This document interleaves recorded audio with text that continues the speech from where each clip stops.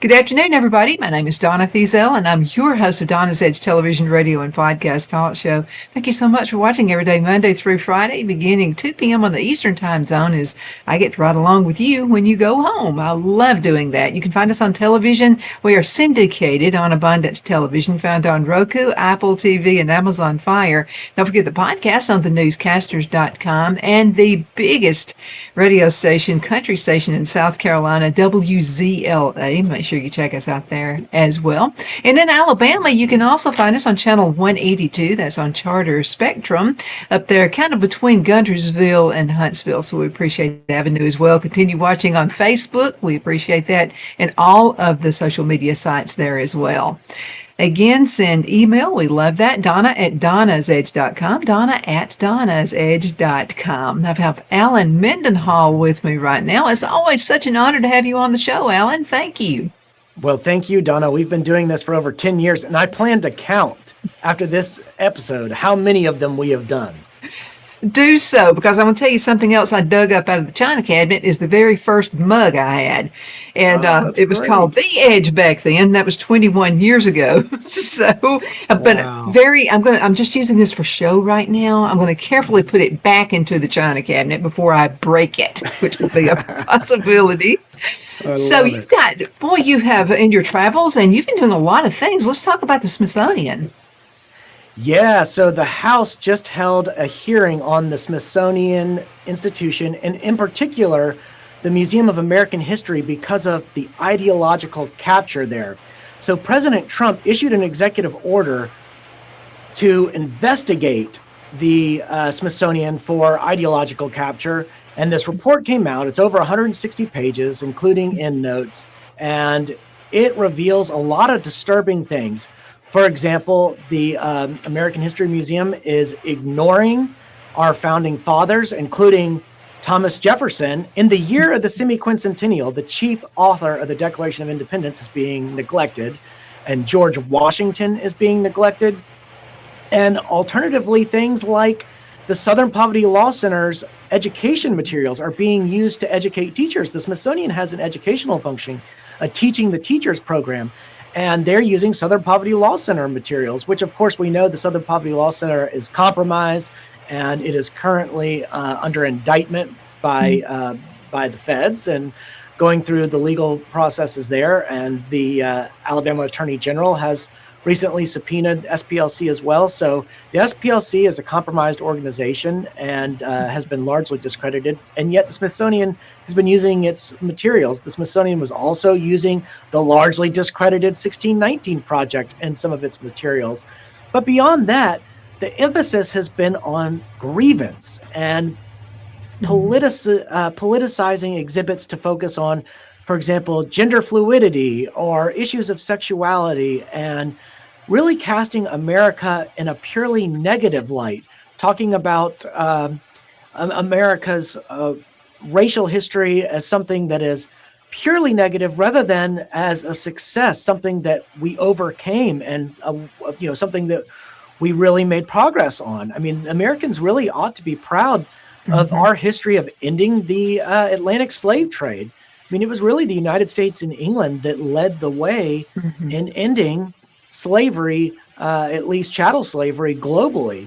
And part of that has to do with the ideals of the Declaration of Independence. I mean, our founders were motivated by Enlightenment ideals of human liberty, natural rights, human equality, combined with sort of Christian teachings on the inherent dignity of every human person. So these are profoundly Western values. And Western civilization did not start slavery, but it did put an end to it. And America is really the culmination of Western thought, from Jerusalem and Athens to Rome and London. And we have a British political thought influencing us.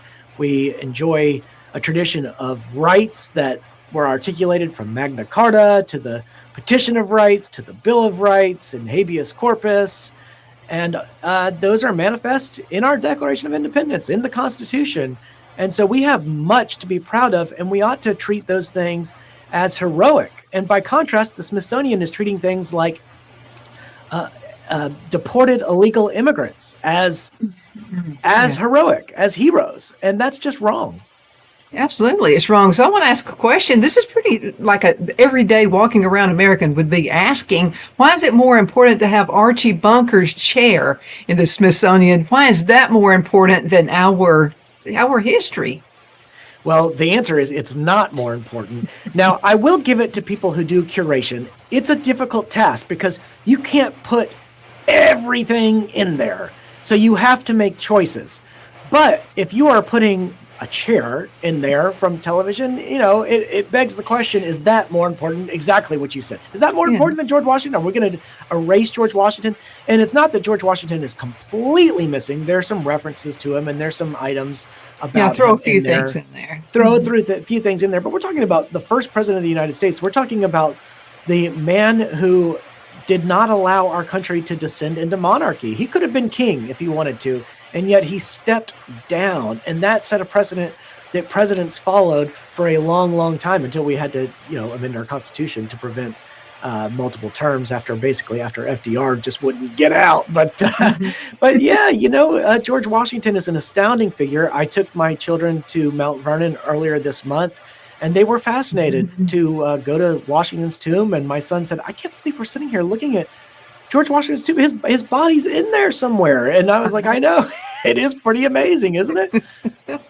Absolutely, it is. And those things are so important, and even I mean, every country has a few things. What were we thinking when we did that? But I wanted to ask you another question. Of all the presidents of the United States, which president is most represented in the Smithsonian? Well, I don't know, like empirically, quantitatively, who is the most represented. So I don't know the answer to that. But I would suspect you would find some fawning language over recent Democratic presidents, which I recently saw when I went through the National Portrait Gallery in February. I noticed that basically every single painting had some sort of acknowledgement of enslaved people, whether the person owned an enslaved person, whether an enslaved person had some type of contribution to the painting itself, whether the painting featured an enslaved person in the background. That was really the emphasis.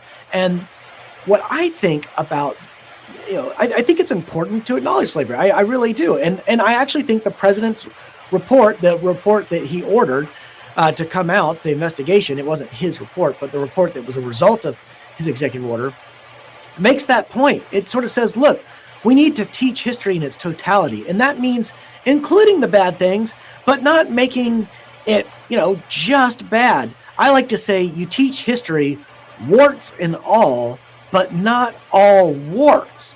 Meaning, you talk about slavery and you acknowledge it as a sin that it was, and you provide the important information about it, but maybe it's something triumphant that we were able to overcome an institution that had been around since antiquity. I mean, basically every major civilization had practiced slavery, from the Mesopotamians to the ancient Greeks to the ancient Romans to the medieval Islamists to you name it, the Aztecs, the Incas. It was a universal system, and humans did something great by overcoming it.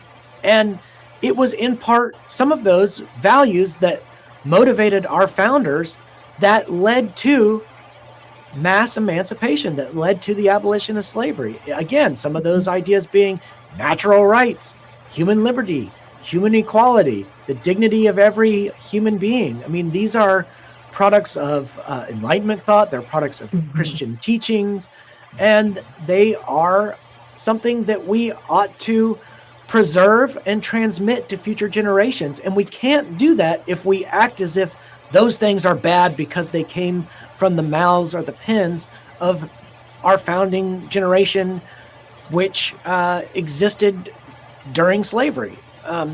We need to acknowledge slavery, but we also need to recognize what our country has done to put an end to it.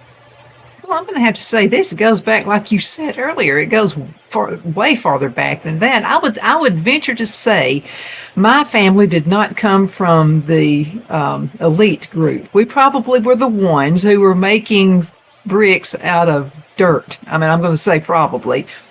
But we don't hold that. We don't go back. I'm not going to go to Egypt and say, hey, my people actually helped build this place because, my people, my ancestors probably were the ones who helped make bricks out of dirt, out of mud, out of sod, whatever you want to say. There's no more doing that. You should be proud that we're not doing that now. Okay, every society ever in human history has had slavery, and there's still slavery going on right now. Maybe in other countries. Maybe we need to start fighting against that. Well, you're right, and China is one of the big culprits there. And if you were to do a genealogy, I'd be willing to bet that every single person, if you go back far enough, can be traced to either slave or slave owner. I think that pretty much everybody has, at some point in their chain of existence, connected to one of those categories. And that's just the reality. It's the reason why reparations, the logic of reparations, is flawed, is because everybody's probably connected to the enslaved or the enslaver at some point along the chain. I remember Angela Davis, who's a famous left-wing activist and professor, and Henry Louis Gates Jr. had her on his show and confronted her with her ancestry and said, what if I told you that you had descendants on the Mayflower, white descendants on the Mayflower? And she didn't believe it at first. She was shocked. He said, yeah, you do. You've got white descendants on the Mayflower. She could not believe it. But what does something like that say for reparations? Does that mean Angela Davis, who had called for reparations, ought to be paying them? I mean, that's one way to look at that.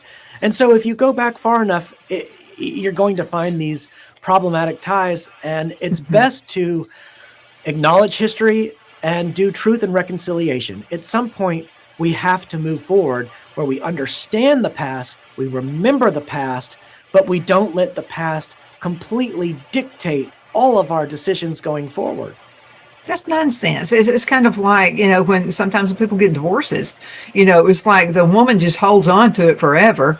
And it's total nonsense. What you do is you just move forward. You have to think of your kids. You have to think of moving forward. Just like the United States, we are the kids of the United States. Let people move forward. That's the way it should be. Well, and you look at ancient civilizations that were defined by blood feuds and vengeance and violence, and it was just a never-ending cycle of vengeance. And one person would kill another person, and the families would retaliate, and then the other families would retaliate, and it just kept going and going and going. And then with the introduction of Christianity to the cultural ethos of the West, you began to see forgiveness elevated as a value. And forgiveness is wonderful because people are able to take a deep breath and say, you know what? You did something wrong to me, and I forgive you, and I can move on. And that provides a particular form of relief and a psychology that is just healing to everybody. And it enables people to move forward constructively. And it doesn't mean that something that happened in the past was right. It doesn't correct the wrong necessarily, but it helps people to acknowledge the wrong and yet move on constructively. Absolutely. Alan, we've got to go into a commercial break.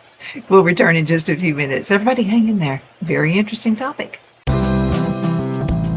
Twin City Used Car Sales has been serving drivers in the Northeast Alabama area for years with a quality selection of late model used cars, SUVs, and pickup trucks. On top of our extensive selection and competitive prices, we offer professional auto financing services for used car buyers of all credit levels. Whether you've just begun your search or you're ready to secure your next vehicle, at Twin City Used Car Sales, you will drive away with the vehicle of your dreams. The sales and finance staff at Twin City Used Car Sales looks forward to serving you, and you can apply for financing online before your visit to our used dealership in Gadsden, Alabama. Check us out on the web at twincityusedcars.com or go by our location at 901 First Avenue, Gadsden, Alabama. We sincerely look forward to serving you.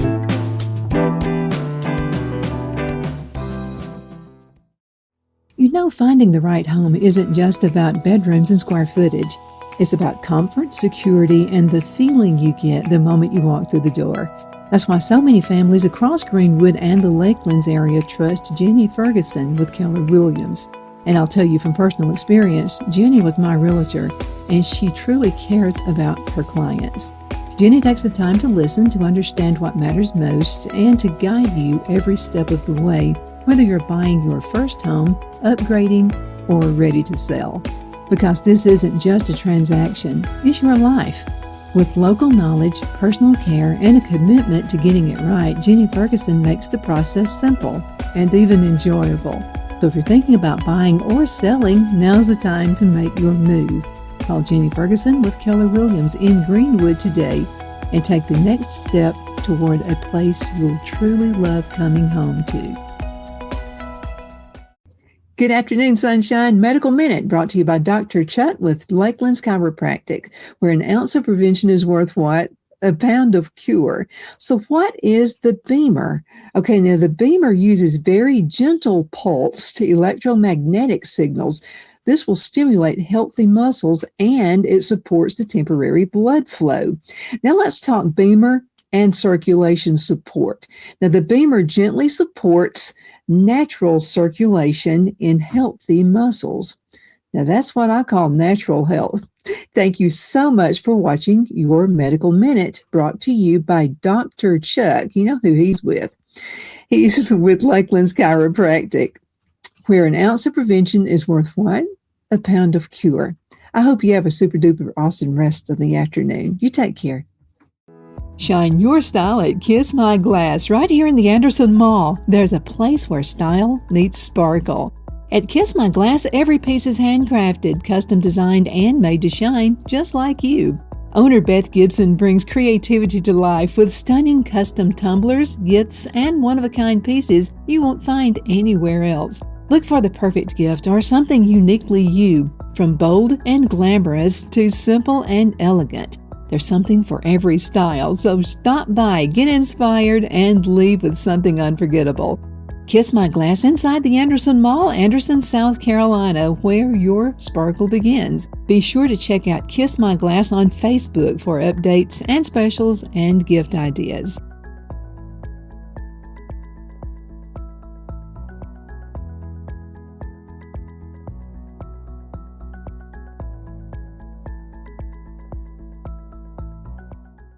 Lowe's knows that the projects you build in spring are the ones you can't wait to share. It's why we make sure you have our best deals with My Lowe's Rewards, and that you get help from people who've been there, done that. Try this. This spring, we'll help you build something rewarding. Hey, Stan. What's up? I made you something. Oh, thank you. I got something for you. You grew these? Of course. Lowe's knows how to help you spring. Good afternoon. We are back. Thank you so much for watching. My name is Donna, and I'm your host of Donna's Edge television, radio, and podcast talk show. Got my very good friend Alan Mendenhall with me right now. We're talking a little bit about history and how you can overcome things. You know something, Alan? I remember fresh out of high school, I remember going to a small college to begin with. I thought I wanted to be an accountant. I really did. I was quietest in school, and I pretty much wasn't hung out in the library, and but I decided really quick that's not what I really wanted to do, and then started taking some business subjects and things like that. So I said that to say this: what we do is we start out with something, then we evolve. But you have to grow to do that. You have to think about, I didn't dwell on, I don't think I like it being an accountant sitting in a little back room somewhere. I moved on beyond that, but taking the accounting classes really helped me in the business world, So what we have to do is just take what we learned and just go for it, make it a learning curve. I agree. And what I hear you saying is that history has to be important to build a future.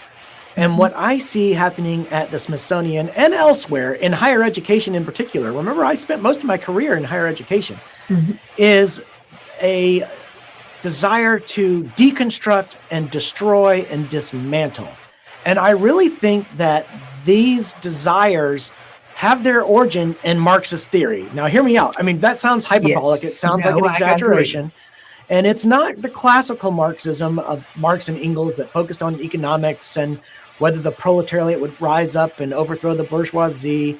It was really a new iteration of Marxism that developed during the 20th century as cultural theorists and literary theorists and philosophers realized that the workers never rose up over the capitalist. And so they decided to reconfigure Marxism to fit cultural desires. And they recognized that there were what Louis Althusser, a French theorist, called ideological state apparatuses, things like churches and schools and forms of higher education and the media and corporations.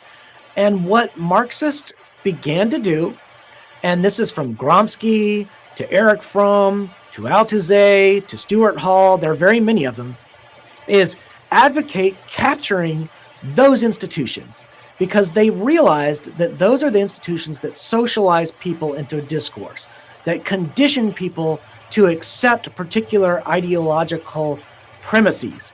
And if those institutions could be captured by Marxism, and this, again, couldn't be a subtle thing. I mean, it couldn't be an obvious thing. It had to be a subtle thing. Otherwise, people would put a stop to it. But if they could subtly infiltrate those organizations, then they could spread their ideas throughout society. And I think that's why you see the Democrats that were freaking out in this most recent House hearing, why they are so upset about these hearings on the Smithsonian, is that we're uncovering and exposing the drift of Marxism into our institutions, and they don't want us to find out. And frankly, that's what's happened. And it's time to put a stop to it and eradicate our institutions, especially our premier institutions. The Smithsonian, teaching American history, ought to adhere to its original mission and educate Americans about our country in a patriotic way, in an inspiring way that is positive. And again, that requires acknowledging negatives, but also putting them alongside the positives and telling a constructive story that will enable us to build institutions for the future. As you just said, we have to build a future. We can't just make a future that tears things down. Absolutely. But if you don't experience some of the bad stuff, you're not going to know what to overcome for other people. I mean, that's in a nutshell right there. And those are things that, I mean, you don't just dwell in it. You pick it up and you go. I just mentioned that you and I always have a show behind the scenes. So we were in commercial break. We were talking about my daughter-in-law, who is from Russia. And so I asked her if there was anything she misses about Russia, and she said no. She said, I don't like socialism, and she's the first one who totes the flags around here, and she's fluent in Russian. I mean, she's just, she's got it all together when it comes to that, but she doesn't want to go back to that kind of a lifestyle. So I was trying to get something good out of her. I said, well, is there anything you miss about Russia? And she said, gooseberries. And I was a gooseberry. And then she said something from a goose, and she goes, no, it's just a berry. It's kind of like a grape, and it's kind of like a little sour kind of a thing. And she said, I really do miss gooseberries. And I'll show a picture of what one looks like. You can get them this color. You can also get them another color. I mean, they are fantastic. I didn't know that you could actually grow those things in America. I did not know that. So I found some seeds, and I'm thinking I'm going to surprise her, because this is a good thing she likes about Russia. And so planted the seeds and didn't tell her about it. And so she comes around looking at the garden, and to her surprise, there are gooseberries. And she is tickled to death. So she and I are together. This is an American with a Russian. Together, we're going to make some jam next time she comes to the house. So, but she's just, I mean, she was just proud that I brought that up about the gooseberries. Well, and I'm just glad to know that a goose doesn't lay those things. I mean, I'll eat an egg that comes out of a goose, but if a berry comes out, I think I'm not going to find that too appetizing. Probably not a good thing. But what we can do is find common ground, and we did. We found common ground. And that's the thing about slavery. Slavery wants to conquer and divide. And that's what communists want to do. They want to conquer and divide us all, have us all mad at each other, what have you. And I mentioned to you before, I have friends who are just Democrats, and they are socialists to the hip. They think that's the right thing to do. One is a guy I went to school with. And so the guy is an avid gardener, and he would argue with me on every single person who was on the show, and that I didn't know what I was talking about and all this kind of stuff. And I would not argue back. And I would just say, I love you. That's all I would do. And I would let it go. So finally, I thought, this is enough. He just won't stop. I think he just wants me to tell him I love him. And that's why he does this. So anyway, I said, you know what? You are such an avid gardener. You need to be focusing on teaching classes to people who know nothing about gardening and who know nothing about foraging, because he can walk out into your yard and tell you what the edibles are. And so now that's our discussion. We talk about gardening. I will not talk politics because I'm not going to change and he's not going to change. But I said this, we've got to respect each other. We have to respect other people's decisions, not roll our eyes, not say they're crazy, not say they're stupid, none of that stuff. And that's what's been going on for the past few decades. It's called conquering and dividing. And I'm not going to let it happen in my life. Well, I agree with you, and I am guilty of that sometimes myself, but I've found it's very difficult to change someone's mind if you're just yelling at them, if you're just arguing with them. But if you show them by the way you behave, or if you present them rational arguments, not in a combative way, but you just present arguments in terms of step 1, step 2, step 3, in terms of logic, that people are more attracted to that than they are just yelling and just name calling, ad hominem stuff. Absolutely. Both my granddads, one was a Democrat, one was a Republican, they would sit on each other's front porch talking about why they were a Republican or a Democrat. And so that's how I grew up. It was a healthy thing. Now, my parents were divided too. One was a Democrat, one was a Republican. And I'm going to tell you something else. I asked them one time, I said, why do you even vote? You cast each other out every time you go vote. Well, they were both so stubborn. They said, we're going to go vote. That's what we're going to do. So I grew up in an era that you vote no matter what. You know, you can be with a fever and you still go and you vote. And that's what we've got to do. We've got to go out. We've got to vote. We've got to respect other people's opinions without arguing. And that's just what we've got to do. And I promise you, it will end all of the nonsense that we're going through right now.